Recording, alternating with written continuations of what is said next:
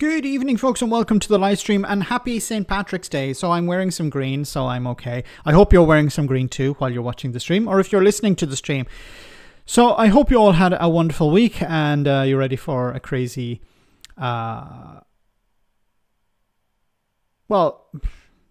weekend, I should say, not week. Anyway, let's jump into this. What are we going to talk about? Well, a little bit on St. Patrick's Day. Keir Starmer was defended by the Taoiseach, or the Irish Prime Minister, but I also want to show you a clip where he was pushing back on the issue of immigration. We also talk about what's happening with the Green Party, AI, and the war in Iran, of course. So I hope you're all very well, and I hope you had a nice weekend. So I want to start off actually with this story here. So Micheál Martin, who is the Taoiseach, or the Irish Prime Minister, the head of the Irish government, he was in Washington today to celebrate St. Patrick's Day with the US President, and Donald Trump put on a green tie for the occasion. Now, I think it's interesting because Micheál Martin responded on a number of issues, but in this one in particular, he put forward the position on immigration, a positive message on immigration. Have a listen. Yes, excuse me. First of all, I would say Europe is still a very good place to live in. Good. Just to let you know. I'm glad to hear it. And our view is you have to have robust and fair rules around migration. But on the other hand, a lot of people, within the European Union, we have free mobility of people. And in Ireland, our population is growing, but in a very positive way. Our economy is going well because we're attracting a lot of people. Sorry, Taoiseach, as Frecklepunny said, yes. Who was that? Liz Truss that said Taoiseach.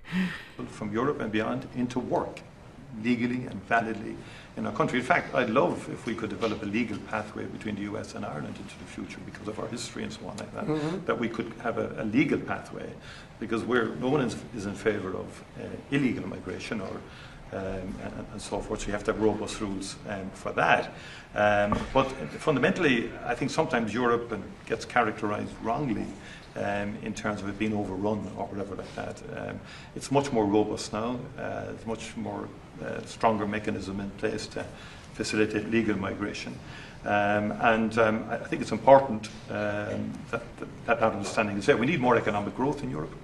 It doesn't have the same focus on innovation as you do here in the US. We discussed that earlier with the Vice President in terms of technology, in terms of AI. We need to pivot more to innovation as opposed to regulation. I think investing in people, and that's the key to, I think, our collective future. But we do take there and listen. Mr. Prime Minister, Mr. President. Okay, don't call him Prime Minister. He's not the Prime Minister. He's the Taoiseach. Anyway, I think this was a good response because, Trump obviously ran on the issue of immigration, and I'm going to close the borders. I'm going to kick out immigrants. Now, it seems recently Trump has done something of a U-turn because of pressure that's been applied to him by corporations, basically. The farmers are worried and he needs the farmers on board, but the big corporations rely on migrant workers because Americans either can't or don't want to do these jobs. And they're struggling, or they're suffering the consequences of that. They're taking a hit in the pocket. So they want Trump to ease off a bit, pump the brakes a bit when it comes to immigration. And we've already seen that. Now, Ireland has a long history of emigration to the United States, and of course it makes sense for every Taoiseach who goes there to call on the president, whoever it is, to look more favourable on Irish immigrants in the US. And the Trump administration recently deported a guy from Ireland who, I don't know the full details, but it seems that he had not respected the conditions of the visa, or he was applying for a green card and something went wrong. But there are a lot of Irish people who overstayed their visa because the approach to immigration was quite lax in the past, and now the Trump administration has taken a hard-line approach. So a lot of Irish people are being deported, being caught up on the net, and they have to go. So there's always pressure on the Taoiseach when they go to the US, especially on St. Patrick's Day, to call for a hands-off approach or a light touch approach. But this whole thing about immigration, once again, the core issue here is that Americans British people, Irish people, Europeans, a lot of them can't do these jobs or don't want to do these jobs, and you need to rely on somebody to do them. And if the native population don't want to or can't, then you need immigration. If you want to grow your economy, you need immigration. Even Elon Musk was trying to carve out some exceptions within Donald Trump's policies for Indians, for example, because he realized, look, we need highly trained people from India to come to the US to work in the tech sector. They're some of the best people in the world when it comes to technology. So we want these people in the United States. We don't want to keep them out, because if we keep them out, they'll go somewhere else. They may go to Europe. They may go to China. Not sure how many Chinese Indian immigrants there are in China, but they will go somewhere else. And if Europe says, hey, you can come here and work in our tech sector, that's what they'll do. And the US will lose out. To be fair, Musk did not need them. He just wants cheaper than Silicon Valley bros. Probably, yes. It's not so much he needs, he just wants cheaper staff. But the tech sector certainly understands the value of these workers, even if they are cheap. It's not just about cheaper. I think in many cases, yeah, what you're saying is right, but it's also possible that there's a skill issue as well, that you can't find. It's much easier to find software engineers in India than it is in the United States, and that's why a lot of them are brought in. Make Alan Partridge Irish ambassador to Washington. There's more to Ireland than this. Congrats to the Irish for gubbing us again at rugby. I'm sorry. Max, the Irish is on the run from Ireland. There's a couple of bench warrants out for him. He has opted to remain in the ICE detention centre rather than voluntary deport and face Irish justice. Okay, that's an interesting story there. South African immigrants welcomed by Trump are already leaving to pack back to South Africa.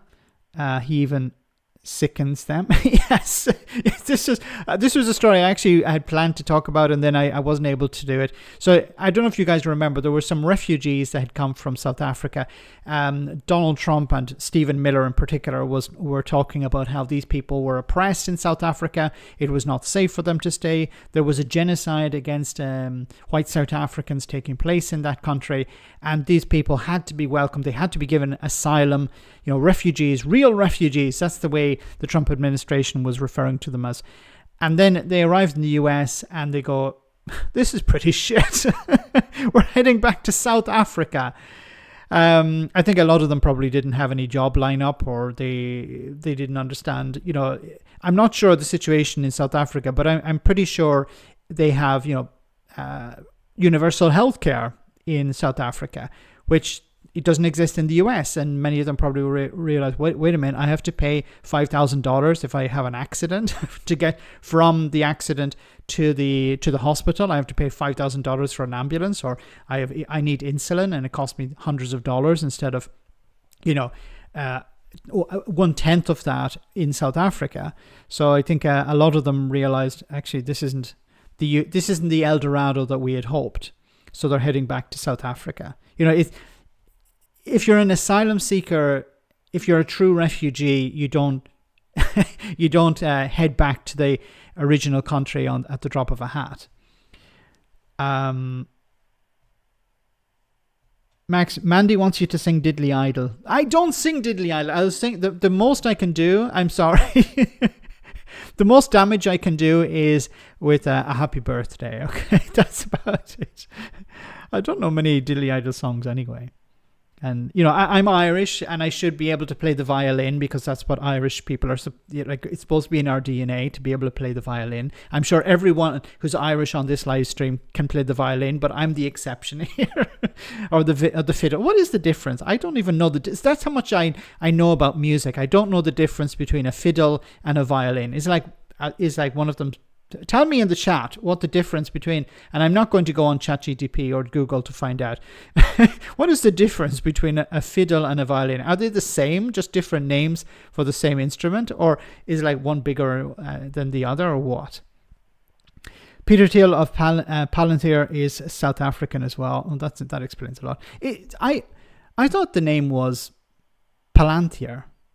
because isn't that the way it's referred to in the film, Palantir, as opposed to Palantir?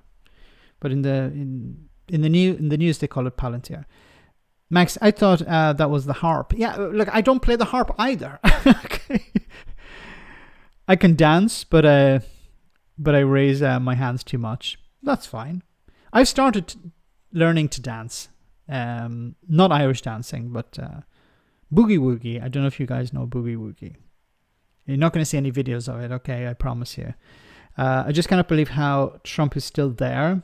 What does the bastard have to do to get the boot? I honestly don't know. I honestly don't know what Donald Trump needs to do to be removed, because his base will never abandon him. Can you bake a potato? Of course I can bake a potato. Every Irish person can bake a potato, okay? Mrs. Max tells me I'm great making mashed potato. That's my speciality. Tolkien will be turning in his grave at Thiel's Palantir. And the other one. Undreal. Yes. Which has been now used for weapons. As a weapons company. Yeah, they should have left. They should have left Lord of the Rings alone. Garen gets annoyed about potato crimes. Yes. The stuff that he posts on social media is pretty terrible. It is cringy. David McGuinness, thank you so much for that super chat. I'll pay you not to sing. Thanks very much for that. Very kind of you. Yes, they're. I've been requested not to sing, so there will be no singing tonight. Thanks, David. And once again, I keep saying I have to have you. We have to do a live stream together on, as we're getting closer and closer to the elections in Holyrood. So I need to do a live stream. So reach out to me, and if I don't reach out to you on WhatsApp, and we have to set up a live stream together. I've heard worse. The people need boogie woogie. The people do need boogie woogie. Boogie woogie is great. Anyway, guys, let's move on to our next story. This is unbelievable. So you would imagine. So what is the social contract? You do your job, you pay your taxes, you keep your nose clean, you follow the rules, and maybe one day you can have a house or an apartment. Well, this man, it seems, followed all the rules and spent $800,000 on a house, and now it's falling apart. I live at the infamous 53 Agar Grove. Oh my god, the whole wall is moving. It's an apartment I bought back in 2019 for $850,000. Okay, look, I don't know where this is, but £850,000 for an apartment. Will do, Max. Thanks so much, David. I honestly know we need to start talking about Scottish politics, because we're getting really close to the date. Thanks for that. Sing something simple or not, Jeffrey. Thanks, Jeffrey. I can't sing. I honestly can't sing. I'm terrible. I'm absolutely terrible. Like I need to hold on to these subscribers. Thanks, Jeffrey. But honestly, if I sing, I turn people off. I can try and sing a little bit, and then I just stop. Okay, so like, give us Danny Boy. I was about to say Danny. Oh God. Oh my God. Okay. What is the? Bear with me a moment. Bear with me a moment.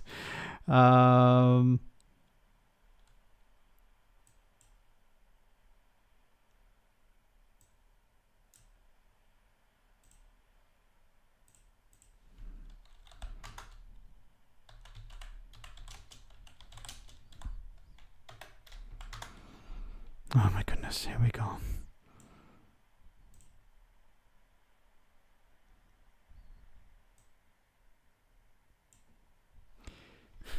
Okay.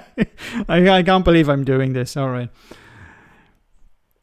Remember, you have a few seconds to put your fingers in your ears, okay? So I'll try and sing this, okay? I don't know the words very well, so I'm going to try and read off whatever I can remember or what I can go from here. Oh, Danny boy, the pipes are calling. See, I can't sing, okay? From glen to glen and down the mountainside. See, I'm putting in this sort of vibration, which is not supposed to be there. The summer's gone and all the roses falling. Now I'm going down too low. It's you. It's you must go and I must bide. I'm doing it wrong. See, I can't sing, okay? So let's just leave it at that, okay? You're not here for very terrible singing. You're here for politics, okay?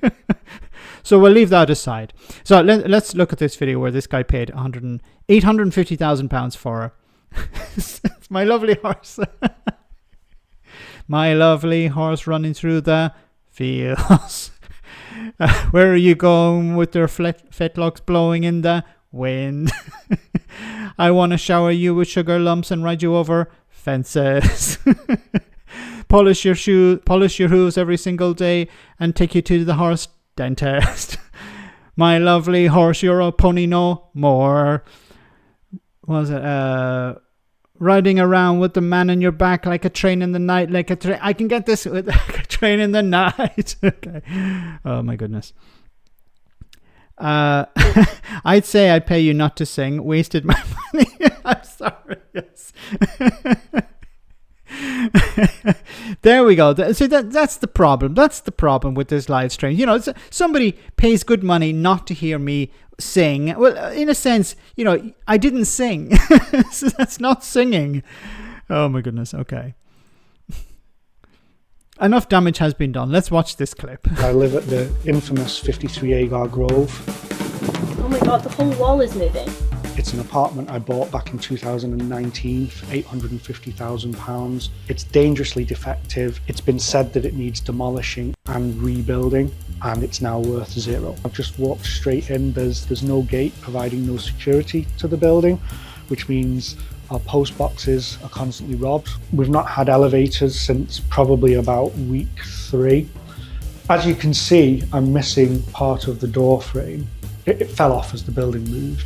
There's no insulation around them, so it's just a gap there. So the London Fire Brigade has had this property on a fire notice. The plumbing system has started to fail. It will essentially flood the apartment with the smell of sewage. We're told that everybody should save up and buy the home at security. But objectively, I think that's not the case. I'm trapped here because the property's worth zero. I know there's people who've bought new builds who are in the situation that I'm in. I live at the... Okay. Peter says the dogs outside are starting to howl. And we better stop them from howling. Okay. Well, this is insane, this story here. So this man spent £850,000 on an apartment, and there's raw sewage coming up from under the floor or going down the walls. There's no insulation between the door and the wall. This is a massive problem because, of course, the government is talking about building 1.3 million homes. But is it 1.3 million real homes or 1.3 million homes like this? Or how many are going to be like this? Because this is not fit for human habitation. And to pay £850,000, that's insane. Apartment owners don't own the outside walls or roofs. Repairs to outside walls are the responsibility of management companies. All apartment owners are liable if there's the sinking funds has not been built up. Now that's a massive problem, yeah. But this seems to be a problem inside. It's not so much a problem on the outside. Fronte, great to see you on the stream tonight. Buy insurance and have an accidental fire. Well, that's one way of yeah. But then wouldn't the insurance only cover the value of the property? But if the value is zero, although it should cover the value of the mortgage. So if he has a mortgage on this and it's a mortgage of 850,000, I imagine the mortgage would cover that. 850,000 to live in Brexit towers. Well, I shouldn't really be laughing at this, but Brexit towers is Is probably a good way to describe it. I really hope that this guy's able to get out of this because it's pretty terrible. Anyway, moving on. Voters split on whether Starmer is handling Iran war well. Don't listen to the polls. So what's this about? We'll have a listen. So we're more than 2 weeks into the Iran war. What do voters make of it and how the government has reacted? Well, YouGov polling from the last few days shows people are still very, very sceptical. If we look at that central question of whether Donald Trump was right to take military action, it's clear cut. 18% of people. Who are these 18%? Who are these people? Who honestly thinks it was a good idea to take military action in Iran? Like, I sometimes try to ask, okay, who are these people? Who thinks it was a good idea? Another thing is probably people who are going like, who answer the phone and go, yeah, whatever, and hang up. It's like, okay, we'll put them down as a yeah. Like, do you think it was a good idea to get involved? Look, whatever, yeah, okay, whatever. Just, I need to, I'm on the toilet, or I have to finish, I'm working at the moment, I can't answer the phone, or, I'm putting the children to bed, or whatever. Maybe these are just to say, yeah, whatever, in order to get people off. Or Daily Mail viewers. Maybe, Daily Mail would be like, yeah, if Donald Trump is going to war, we agree with that. If Keir Starmer was going to war, no, we disagree with that. We just, whatever Donald Trump is doing, we're a huge fan of that. 18% are half-baked gammons. Or oil executives. Well, yeah, they're huge advocates for this, all right. People say he was right. 57% of people say he was wrong, slightly up on the figure from the start of the war, suggesting people are getting more critical, not less. Now, if we break that down... Of course, well, they should be, because Donald Trump said it'd be done and dusted in a few days. He didn't literally say a few days, but he had hinted at, we just go in there and we remove the leader, and then the people will rise up, and then we'll have a new regime which is friendly to the US. And we don't need to bother with the Strait of Hormuz. That'll be okay. It'll sort itself out. Okay. We'll be in and out before the Iranians can even launch a missile. Down by party, amongst those that voted Labour in 2024, 10%, just 10% support it. Why is it always Reformer on the wrong side of history? Okay. 49% of Reform UK voters think it was a good idea for the US to get involved in Iran. Almost 50%.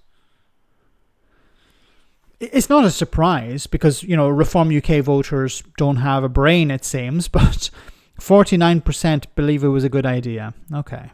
For Tory voters, it's at 32%. Still pretty low, given the more positive noises Kemi Badenoch has made about the strikes. Reform has the highest figure, that's at just under half, 49% there. Now, on that question of whether the UK should be joining in offensive military action, the figures are even more clear-cut. 70% of people oppose the UK getting more involved. 17% support the UK. And once again, who are these 17% who thinks Britain should be involved? I imagine these are probably, I hate to say it, but probably elderly people who vote for Reform UK. Who think, well, if Donald Trump thinks it's a good idea, then I think it's a good idea. Because if I just go with whatever Nigel tells me, or I go with whatever Donald Trump tells me. Getting involved in direct action. Now, given that, you might think that actually people quite like the Prime Minister's hands-off approach so far. This data shows not really. Only 37% of people... It's like Keir Starmer can't get a break, can he? He's like, a majority of people don't want to go into this conflict in Iran. Keir Starmer doesn't want to go into this conflict in Iran. Do you think Keir Starmer's doing a good job? No. It's like, okay. He's damned if he does and damned if he doesn't. And even though people are on the same side as him, they still hate him. And I think this is a massive problem for Keir. He needs to come up with something. Now, he put out a video, I'm not going to show it now, but he put out a video where he gave a sort of podcast style speech or commentary to the public, and I think this is actually a good thing. But I'll probably do a response to it tomorrow, because I think this is a real change that's taking place within Number 10. And I said this before, I think he should do a sort of sit down, maybe do it in a hoodie or something, maybe it doesn't need to be that casual, but he needs to sit down with members of the public and have a chat with them. Go on a podcast. He'd be welcome to come on my one. You know, I give you a few softball questions, but also some difficult ones. Just to have a chat about what's happening in the country at the moment. What is he doing? What he thinks is going well, what he thinks isn't going well. But he needs to present himself to the public, because it seems the public don't really know who he is or know anything about him. They know about Nigel frigging Farage. He's on TV all the frigging time. People think Sir Keir Starmer has responded well. 41% think he's responded badly. Very similar to polling from 2 weeks ago. Perhaps an indication of the Prime Minister's broader unpopularity among the public right now. Although if you look at the figure for 2024 Labour voters, that's at 59% who think he's doing a good job. Now, YouGov also asked about energy price support and whether the government should step in if the war leads to higher energy prices. Now, on whether action should be taken to help the least well-off, 84% of Labour voted. Once again, I'm surprised. I'm not even surprised, but it's interesting, the response from Reform UK voters. So, do you support taking action to reduce energy prices for the least well-off? So the poorest people in society. 84% for Labour say yes. 61 Conservatives, 57% of Reform. So Reform keeps selling themselves as we're the party of the working class. But, you know, the smallest portion of this voting bloc is with Reform. So fewer people from Reform support looking after the least well-off in society. Once again, I think this is the problem, is Reform are pretty much like the Tories, but they're a sort of concentrated version of the Tories. They're the worst of the Tories. Like the Tories generally don't care that much about the least well-off, but at least 61% think, yeah, the government should intervene to help people.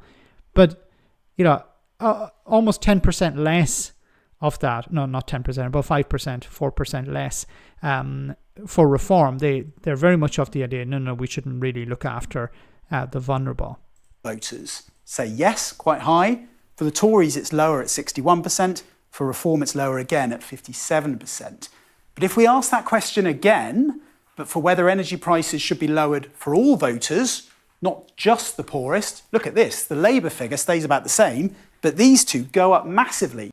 This is very strange. So Reform and the Conservatives say, well, the government should do something for everyone. But when it comes to, do you think it should be for the most vulnerable? No, not so much. It's like, I'll support if it benefits me. I don't need it. Obviously, because if you did need it, you'd be vulnerable. You know, you'd be the most needing of it, you'd be vulnerable. But Reform UK voters are generally, I think we can take from this is Reform UK voters and Conservative voters, but more Reform voters are less likely to need help and less likely to support people who need help. That's the takeaway. Once again, they're like a concentrated version of the Conservatives. Close to 90% support among those voters, but only if everyone is helped. But I think you can see the high levels of backing for help with bills across all the parties, suggesting if energy prices do rise substantially in the months ahead, Prime Minister may well come under a lot of pressure to step in. Yeah, and I think he'll need to step in, because the situation in the Strait is not getting any better. And there's talk that oil prices could go up to $200 a barrel. So this is going to have a knock-on effect on the cost of living. And as I keep saying, the Chancellor needs to look at this and say, hey, maybe we need to remove some of these restrictions. We need to remove some of these guardrails. We need to be a bit more open to the idea of doing something different, be a bit more radical, because look at the situation we're facing. Old people who have property. It could be the case, yes. There are other parties. Why is the polling information only being presented for Labour, Tories and Reform? Because there are no other parties.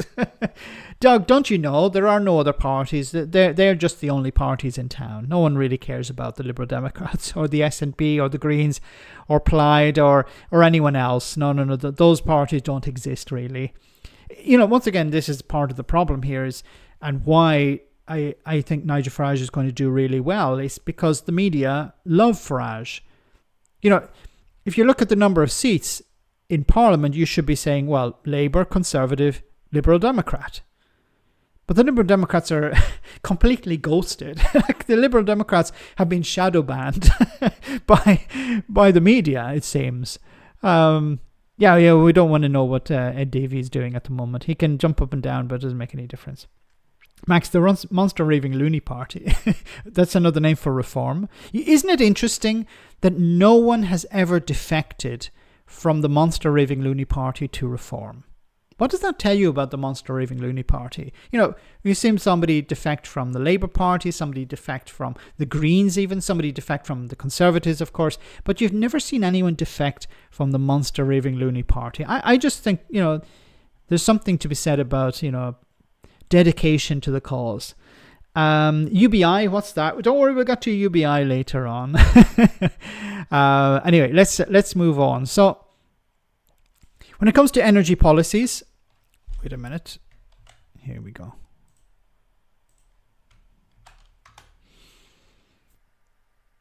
No, that's not what I wanted.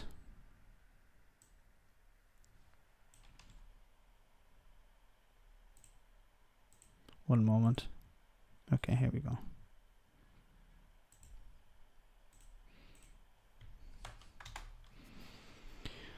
Polanski to warn Starmer hasn't done enough to protect energy customers from bill hikes. So the leader of the Green Party, Zach Polanski, is set to call on Keir Starmer to step in and protect energy price cap customers from steep bill rises at the start of July. Sky News understands the Green Party leader is about to pile further pressure on the Prime Minister, who has so far dismissed calls to make any more immediate financial decisions as the crisis in Iran continues. There's a real risk here for Starmer that if he doesn't do something, he'll end up being forced into doing something, and then this will, of course, damage his reputation even further. Mr. Polanski, I think it's better to do too much than not to do enough. You know, it's better to provide people with more support than they need, or to provide them with support and then them not actually needing it, than to go, okay, we're not going to, and then have to do something at the end, because the damage will already have been done. Polanski is expected to add to the calls for the Prime Minister to do more as part of his first major intervention on the economy since becoming the party's leader. In it, he'll try to position the Greens as a party credible on fiscal policy. And this is something that the Greens have a bit of an uphill battle to deal with, you know, because they're generally viewed as beyond the pale when it comes to fiscal policy. Not that I don't disagree with them, but I think the media narrative is that the Greens can't be trusted. You know, you need to trust Nigel Farage over the Greens. Okay, Nigel Farage. He's expected to urge the government to set aside $8.4 billion to cover the potential stark energy bill rises once the new price cap ends in June. He'll suggest the government should tighten up the windfall tax on energy companies in a bid to claw back any excess profiting from the war in the Middle East, while he'll push the Chancellor to further raise taxes on the rich to equalise capital gains tax with income tax as an immediate revenue raiser. And I think Starmer is going to say no to that.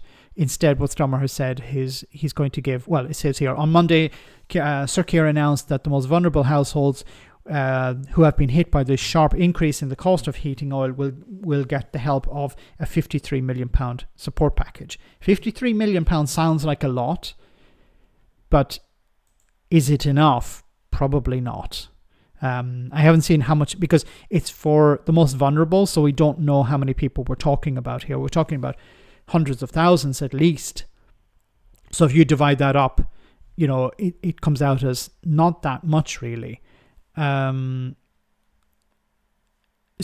once again, I don't know how much this works out, but it would make sense to put aside a significant amount of cash in order to say, okay, you know, if the prices go up beyond a certain limit, we will step in and support, because it's also about businesses as well, because businesses will end up having to pay higher costs as well, and they'll pass that on to the consumer.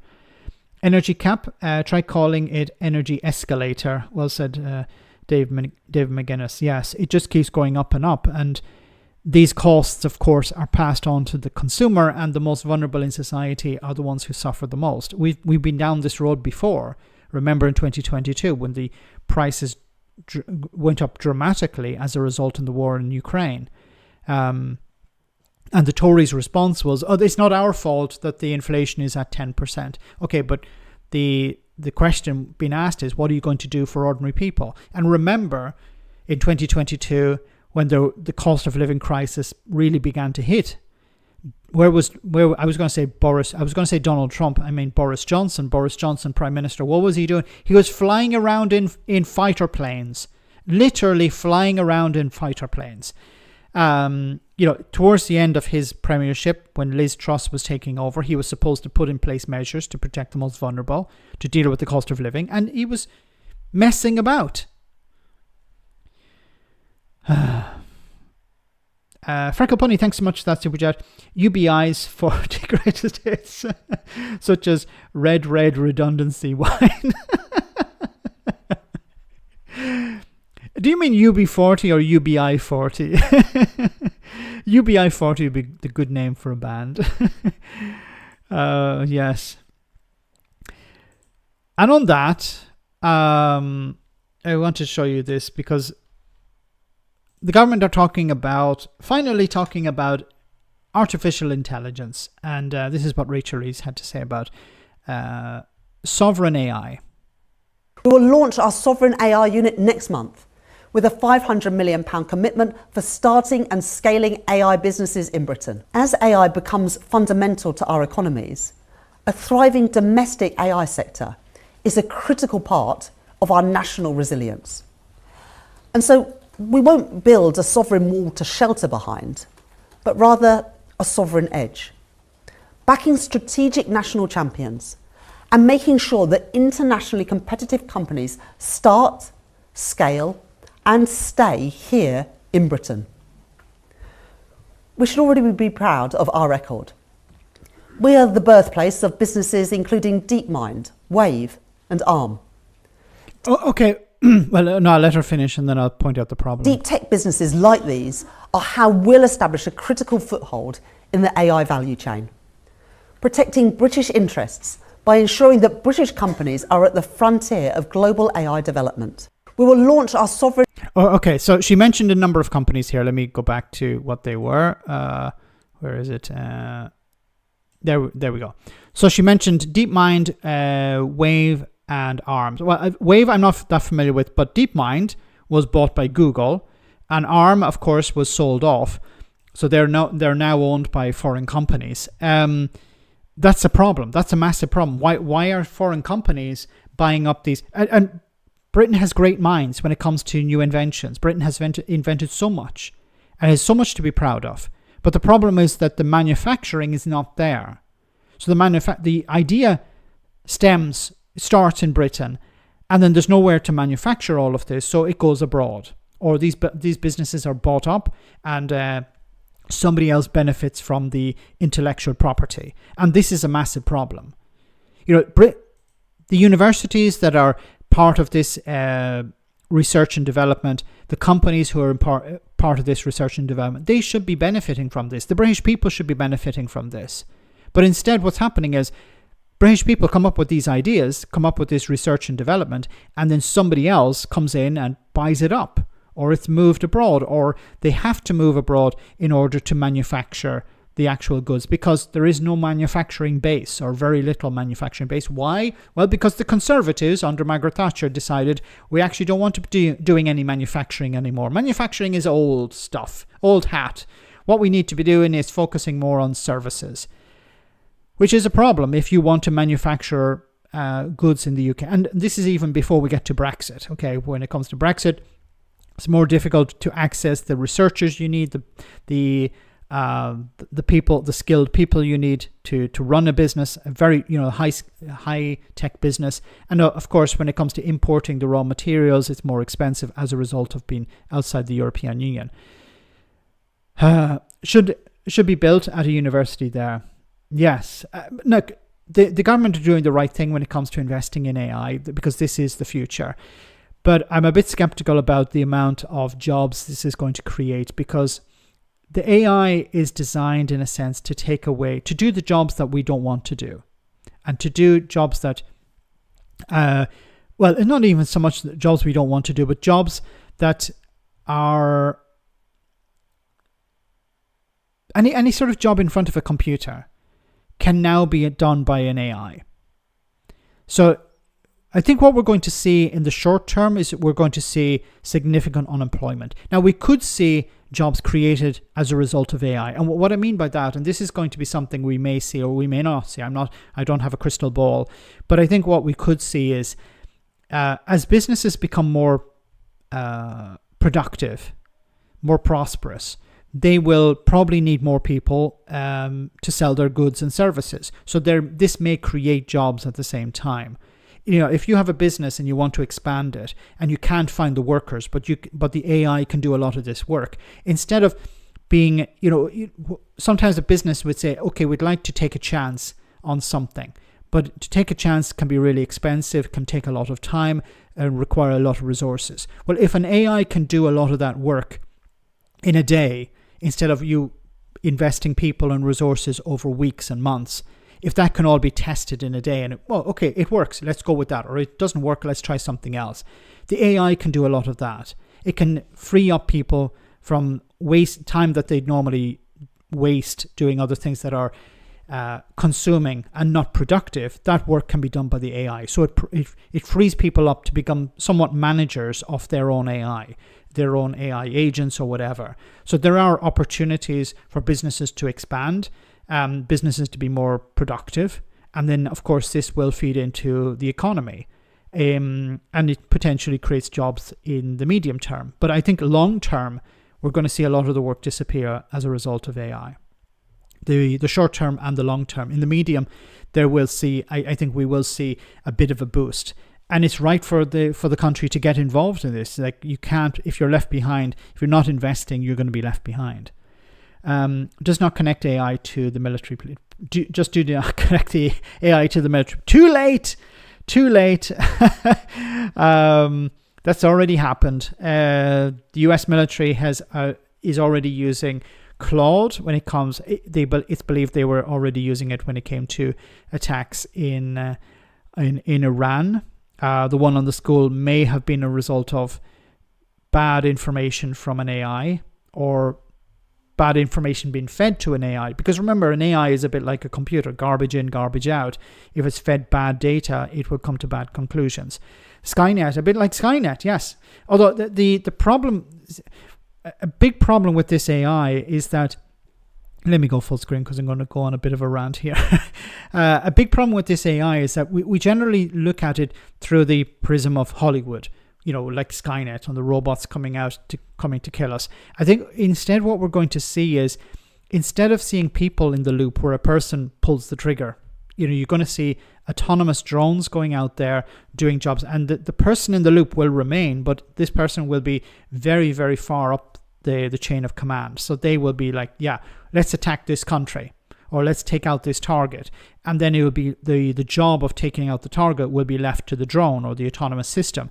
And then they will decide, okay, where is the person? What can I do? It will make the decisions, because it'll be taking decisions too quickly for a human to be involved, because the human will become the bottleneck. The human will be the problem in this. Like in an AI system, the biggest problem is the human, because the human thinking speed is too slow in respect to the AI. So I think what we're going to see is we're going to see AI systems doing most of the decision making, and then a person at the end or at the beginning will say, well, okay, we need to take out this leader, or we need to destroy this target. Send off the AI and it will make all the decisions along the way. If it encounters people, if it encounters civilians, if it encounters other drones, if it encounters military or civilian hardware, it will make a decision based on its own, it'll make its own decisions. And that could be a good thing or it could be a terrible thing. Call centers are a big employer in the North Lancashire. AI is replacing the call center workers. Yes. Well said, David. Yeah, that's exactly what's happening. So I think I may have missed another super chat. No. I think this is call center work is going to be one of the big ones and people think of it, okay, well, people don't want to speak to a robot. They will speak to a robot, because think about it this way. you make a call to a call center. There's anyone who's worked in a call center. I've worked in a call center many moons ago, and one of the objectives when you're working in the call center is to resolve the issue as soon as possible, not to spend too much time on the phone because you have a list of other calls that you have to take. An AI system can take hundreds of thousands of calls a day. There's no limit really for how many calls it can take. And it can spend hours on the phone. So it could potentially spend hours on the phone talking to somebody to resolve their problem. There's no time limit on it because it's an infinite system in a sense. In a sense, okay, not literally. So you could have, people call up and have all of their issues resolved. And of course, the AI call center doesn't get bored, doesn't get angry with the customer, maintains a cool, and people can't do that. People get upset, or people get angry, or people get frustrated with a caller. They get tired, they need to have breaks, and the AI doesn't need any of this. And the AI can maintain a certain zen all the time. And of course, the AI can access all the data within the system immediately, much faster than a human can, to bring up, okay, yes, you had this problem 6 months ago, and this was the way it was resolved. Were you happy with the resolution? Okay, if you weren't, tell us about it, and we can have a chat, and we can try and resolve your new issue and see if it's going to work. Go ahead and try this, that, and the other. I'll wait here patiently. That will be the AI system, and companies who have taken that approach have been much more successful. We're away from the time of, press 1 for this and press 2 for that. You're going to be straight into an AI system which will treat you with respect and give you the time you need. You're completely overestimating what AI can do. You leave it running for a while and it starts to bug out. The amount of friendly fire will be insane. I'm not overestimating. I just think we are going to see stuff like that. A lot of the faults comes down to bad prompting, it seems. Many people say, look, hey, I've tried to use these AI systems and they're crap. I put in something and I get rubbish in return. And I've noticed that it comes down to what you actually tell it to do. It's if you imagine it like you're talking to a child. If you tell a child, go and do X, they'll come back with, X and Y. And you're like, hey, I didn't want Y, I just wanted X. Or why did you come back with this other thing? It will try and keep doing something. And this is one of the reasons why there have been so many horrible stories on the internet about what's happening with these AI tools, is that people tell it, go and do X, but they don't give it enough information, don't give it enough context, and then it starts creating problems. And this is the problem. It's not so much the AI, it's the people who are telling the AI what to do. And that's, I think, another problem, is that when it comes to AI changing our society, the problem is not so much the AI. The problem is that we don't have a plan B. And the plan B has to be something like a universal basic income or a universal high income, as something Elon Musk has been pushing for. I don't know how he's going to pay for that. But we need to have some sort of floor where people can't fall economically. Otherwise, we will have civil war. It's not in the interest of the tech giants to have civil war, because if there's civil war, people won't be using their tools. So it's in their interest as well that people have a minimum level of income. It's not a problem of information, it's a problem of memory. AI is terrible. Yeah, there is the context window. So if the window is not big enough and you're feeding it a lot of information, it starts to filter out what came before. So it ends up not remembering the beginning of a conversation, which is really important. But that is getting better because the amount of the context windows are getting bigger all the time. But there certainly is a memory issue that has to be resolved. Big question is, will AI manage a Longford accent? Of course it won't. Or a Cork one either, which I'm going to let you listen to a little bit later. But back to Rachel Reeves. I think this is really important to have a plan in place. But there was a government minister asked about the impact of AI, and he couldn't answer it because we don't know. And this is not me defending a government minister. The government minister couldn't answer the question, what is the impact going to be on jobs when it comes to AI? Because nobody actually knows. We have some ideas, but we have no concrete data to look at. I just want to cover a few stories here that have popped up before the live stream. There was a story here I wanted to go. There's Trump again.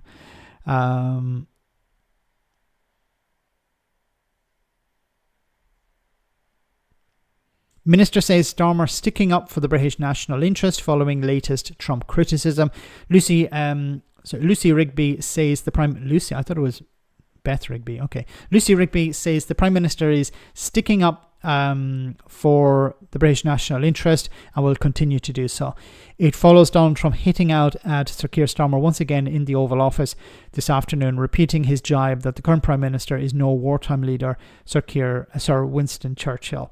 You know, Starmer should just respond and say, hey, you're no JFK. Okay. Asked whether Starmer's position on the war in Iran is damaging the special relationship, the economic secretary to the Treasury replied, you look at the history of the special relationship where there are disagreements on foreign policy about Thatcher, Reagan, Wilson and LBJ in relation to Vietnam. She added that this is no different. So there's an N missing there. This is no different than what the Prime Minister is doing, and he's been doing since the offset of this conflict, and will continue to do so while sticking up for the British national interest. Yeah, that's the sort of typical response from the government. Yes, the special relationship, you know, is there a special relationship? Well, not really. Was there ever really a special relationship? Well, not so much. You know, some people like the idea of a special relationship, but Brexit sort of put that to bed. Why does that arsehole care? Is that about Trump or about Starmer? I've literally sworn at ChatGPT for its stupidity, and now it's going to demand. It's going to. We're all going to demand on this shit to run things. Yes. depend on this shit to run things. Yeah, it is a massive problem. I think a lot of there was an issue of sycophancy also some time back with the AI, where it just say you're wonderful, you're great, everything you're doing is fantastic, and this created a sort of psychosis where people thought they had made massive discoveries, and the AI was telling them, wow, you're so cool, you discovered this, when in reality it wasn't something. That's a problem. And there's also a more serious issue here as well, apart from, you know, World War III started by Skynet. There's also another issue.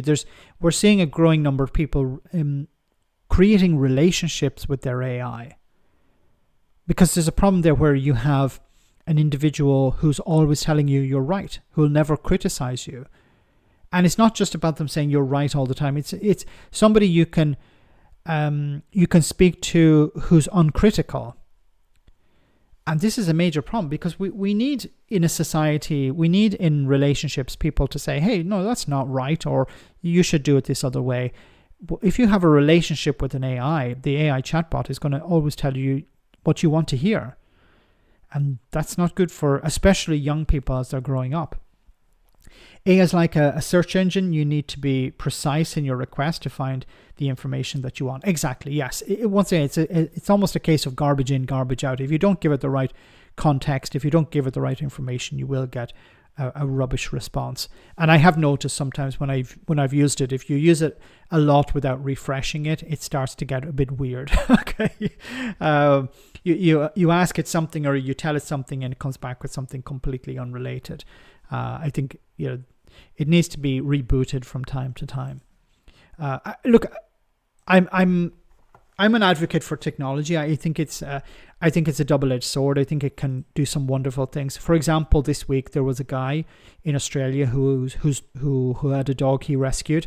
The dog had cancer, a number of cancers on its body, and he's a guy who owns a tech company. But what he did was, I don't know if you heard this story, he took a sample of the cancer and he sent it off to he asked ChatGPT to analyze the DNA or the RNA within the cancer and compared it to healthy tissue, and then was able to isolate the RNA of the cancer, and then was able to send off to a laboratory, a research laboratory for a vaccine, and he was able to give the vaccine to his dog, and the dog's cancer in a number of ways diminished within a few weeks.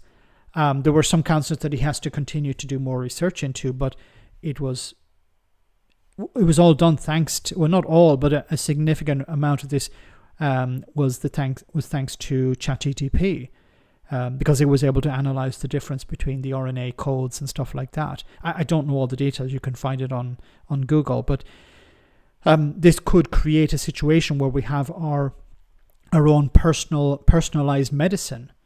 Instead of, one size fits all, we have a personalized medical support and very low cost in the future. Now, of course, you can't have this today because it's extremely expensive. It was research that was providing him the material, researchers, not actual scientists or not actual laboratories in pharmaceutical companies, but it was university researchers. So he was able to take advantage of that. But this is certainly a step in the right direction, and the more data we have and the better equipment we have, we can make groundbreaking research breakthroughs. So there are the positives, of course, but there are also the negatives. I keep comparing it to fire. Fire can be used to heat your home or to cook a meal, but it can also burn down the village. When I got angry with ChatGPT one time, I asked it. It asked me if I would consider suicide. Wow, I had no idea why it asked me that, and I've never asked it why. I was gobsmacked to respond. I've never had a situation like that, Bill, but I have been shocked by some of the things it said. I just give you an example, and then we'll move on. I just wanted to say this. One of our dogs, I was picking it up. No, it was stretching in the morning and it went boo like that. It made this boo sound, and I told ChatGPT about this. And then about 3 or 4 months later, I was asking, why did it make this boo sound? And it explained, it's the shape of the mouth and when it's breathing, it created this sound. It gave me the scientific explanation. And then a few months later, it was like, and how is this dog and how is Boo? And I was like, what? How did you know that? And it was like, oh, that surprised me too. Like, what? I was a bit shocked by that. Anyway, much of history shows we need to be closer to Europe, says Minister. So the UK needs to be closer to Europe. The Treasury Minister has suggested following the Chancellor's speech today, calling for deeper ties. Asked about the suggestion that the UK would be moving away from its post-Brexit position after the last few years, Lucy Rigby, the Minister, tells Sky News, I think the defence is the prism through which some of the discussions with the EU are happening at the moment. Okay, through defence, but the UK needs to have a better relationship with Europe. The Brexit has failed. Okay, Brexit has been a disaster. There's no reasonable justification for continuing down a road of we need to isolate ourselves more and more from Europe. Okay, guys, there are another couple of videos I want to show you before we finish for tonight. This one first. Oh my goodness. So do you remember Ramsay Bolton? Not Ramsay. John Bolton. I don't know who's more evil, Ramsay Bolton from Game of Thrones or John Bolton. So John Bolton was Donald Trump's ambassador to the UN in the first Trump administration, and now he's here, crapping on the Europeans like a typical neocon. Look, I support the goal of overthrowing the regime. There's no doubt about it. We're never going to have peace and security in the Middle East. The U.S. will never be free of the nuclear and terrorism threat until this regime is replaced. And that, by the way, is why I think it is Europe's war as well as the United States. And I fault Trump for not consulting with NATO before. He didn't have to tell him about the operation and specifics, but should have tried to get more countries on board. He would have failed with some, to be sure, but Britain for sure should have been with us in this war. But Trump failed to sort of pre-plan that, didn't he? And now, with the Strait of Hormuz, it does look as if they hadn't really thought about that. And now he's begging. He's sort of begging for support from these reluctant European nations who are just turning around and basically saying, hey, you've been insulting us for months, we're not going to help. Yeah, that's a small problem for Trump. Normally you try and put your coalition together before the war starts. You don't wait until it's after it's begun to try and get people to sign up. But it is a fact that the eliminating the regime and the threat of nuclear strikes in Europe, which wait a minute, I thought they had eliminated the strikes last year. Isn't that what Donald Trump and Netanyahu had said? Yeah, we needed the 12-day war to eliminate the the nuclear threat, and we obliterated it. It was gone, and now they're saying, well, it was right to go into this war in order to eliminate the nuclear threat, but there was none. The Iranians have the ballistic missile capability to do. They can't hit the United States yet, and their terrorist capabilities would make the whole world a safer place. So, like in Iraq, this guy was a huge advocate for the war in Iraq. And how did the war in Iraq deal with terrorism around the world? Did it eliminate terrorism around the world? No, it actually created ISIS. So this guy wants to have the Shia version of ISIS created, it seems. Like this idea, what we do is we eliminate the regime in Iran and then all terrorism will suddenly disappear. And I understand people aren't terribly happy about the way Trump treats them. That's a phenomenon in the United States as well. But the European reaction here, I think, has not been helpful. We have not been helpful. So Donald Trump has decided to not consult us, not even consult his own Congress, went into this war unprepared, no plan whatsoever, no plan for the Strait of Hormuz, no plan for what happens after the regime collapses, even though the regime has not collapsed yet.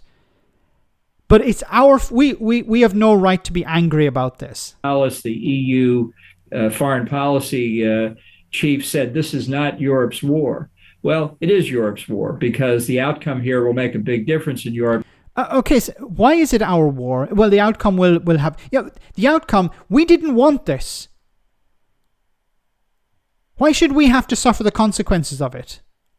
These people are insane. Once again, he's the same guy who was advocating for George W. Bush to invade Iraq. And he was like, this we'll be delivering democracy to the Iraqi people. They will welcome us with open arms. Well, that didn't last very long, did it? And he's advocating once again, the Europeans need to get involved here. We were not consulted. Like, he's sort of trying to justify it now. Donald Trump has broken a few eggs. Now it's time to make an omelet. And I think you have to be careful with Trump, especially saying things like that, because he could well turn around and say, it's not Europe's war. Oh, okay, that's fine. Ukraine's not America's war. But he's already abandoned Ukraine. Like, there's no point saying, well, look, let me be clear about this. The US military is providing support for NATO when it comes to providing support for Ukraine. That's true. And Ukraine needs that support. It's really important. But this idea that we have to get involved in Iran because Donald Trump might do something about Ukraine, like how many barrels do we have to be over? Is one not enough? Is it like the European Union and Britain just have to, if Donald Trump gets himself into a mess, we have to go and help him out of it? Flip the script a bit. If the Europeans were in a mess, do you think Donald Trump would be getting involved to help them? Of course he wouldn't. John Bolton loves war. Loves war he chose to side with Trump when he arose. But he was indicted and Trump is delighted. John missed what went on under his nose. A lot is going on under his nose. What's new in the Epstein files? That's good, actually, Gordon. Yes, what is happening in the Epstein files? Not hearing much about that. Instead, I have to show you this before we go for tonight. This is just insane. This video here is very short, but it raises so many questions. So this guy appeared on Fox News and he claims to have met Jesus. Yes, he died and he met Jesus and came back. Okay, this is it. Have a listen to this. And you actually spoke with Jesus. Well, let me turn down the volume a bit because, we want to be able to survive this. Hold on. And you actually spoke with Jesus. We speak with him on earth through prayer, but you saw him face to face. You had a conversation. What did he say? Well, I didn't originally see him face to face because my face was down because I was so concerned. Damn! I was hoping to know what Jesus looked like because somebody in the link posted, did he look like this? Did he have blonde hair and blue eyes? Did he have eyes at all? Did he need eyes? There are so many questions I have. Concerned that the list of my mistakes was going to be pulled up and I was done for. It was like black and white, like I have no hope, right? But he picks up my face, he looks me in the eyes and he says, Gabriel, why are you concerned about that which is paid for? And he showed me the wounds in his hands. Not his hands, this was like his wrists. They carried the depth of eternity and his wounds had a name, Gabriel. He did it just for me. I was his only one. I'll forever be his only one. He'd waited his entire life just for me. That is the message of Christianity, and it makes me tear up to hear that, because that's what I wanted to know what he looked like. We didn't get to know what he looked like. Was he tall? He also said he spoke. What sort of accent did he have? Did he speak in English? Or was it, did he speak some sort of foreign language, but you still understood it because he was able to plant I don't know. There are a lot of questions here. I would love to be able to sit down with Gabriel and have a conversation about his meeting with Jesus. Why didn't you ask him something like that would be useful? I don't know, next week's lottery numbers. Wouldn't that be really... Because if he had asked, look, imagine if somebody said, look, I met Jesus. Jesus gave me the lottery numbers. Then I ran down to the local corner shop or whatever, and I played the lottery and I won. That'd be pretty convincing, wouldn't it? But instead, he didn't ask Jesus the lottery numbers. He asked him am I worth it? And Jesus said, yeah, you're worth it. Okay. It's like, that was it. We got no useful information from this. How could we achieve peace in the Middle East? Do you know? No. I can't answer questions like that. It's too difficult.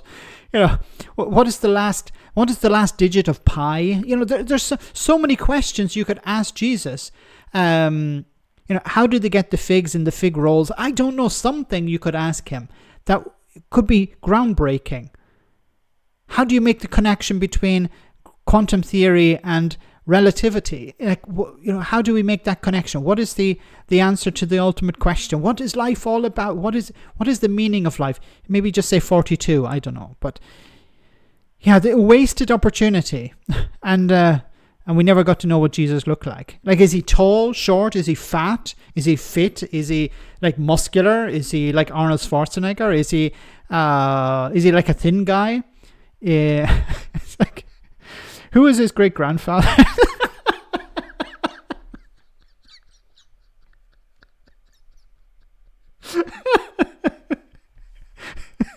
That's naughty. That's naughty.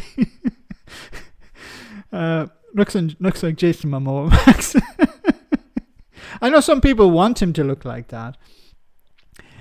Jesus loves America the most. That's why the Bible is written in English. The actual quote, not though from this guy. Somebody actually said that. Isn't it convenient? Isn't it great that Jesus speaks in English? Does he have it like a Texan accent, or is it more Oklahoma? I'm so glad I waited till the end of the stream to comment and see someone who can confirm what Jeebus look like. Loves us. Sorry, that Jesus loves us. But yeah, I'm still going with Jesus looked like this. And surely, why would he wear a cross around his neck? I'd be like, dude, why are you putting a cross? I don't like crosses. Okay, actually, really don't like crosses. Anyway, guys, we're almost at the end of the stream, so I want to wish everyone once again a happy St. Patrick's Day. St. Patrick didn't appear on the stream, unfortunately, but we didn't get to see. Maybe if you're in a coma and you get to speak to St. Patrick, you can ask him some questions. You can come back and tell us what St. Patrick looked like. I imagine he looked a bit like Jesus. Anyway, guys, before we finish, I want to finish with this one from the road. Not exactly a comedy video, but I want to test your ability to understand Irish accents. Are you very good with Irish accents? Let's see if you can.